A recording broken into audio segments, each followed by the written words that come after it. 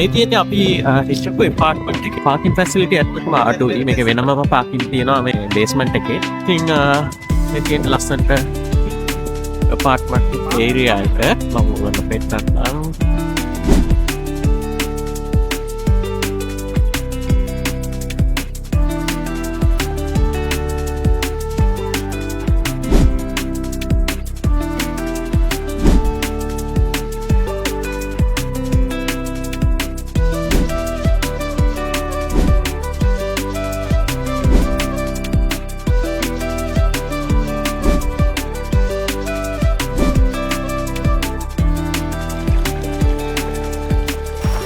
මම දැන් ඉන්නේ මේ මෙල්බර්න් වල සිටි එකේ තියෙන අපේ අද ඉන්න එපාර්ට්මන්ට් එකේ රූෆ් টොප් එකේ.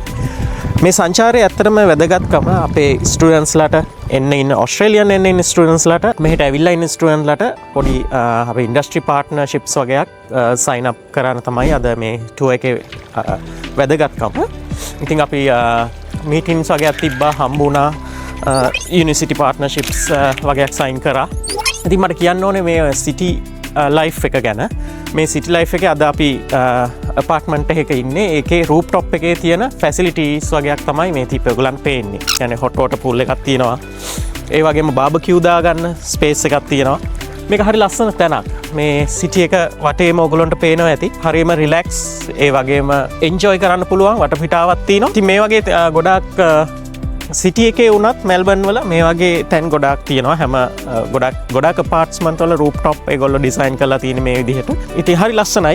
ඉතින් මට හිතුණා මෙතෙන්ට ආවහම ඔයගොල්ලන්ට පොඩ්ඩක් පෙන්නලා මේ මගේ ටුවර් එකේ අතරතුර පොඩ්ඩක් ඔයගොල්ලන්ටත් ෂෙයා කරන්න මේ වගේ ලස්සන තැන්.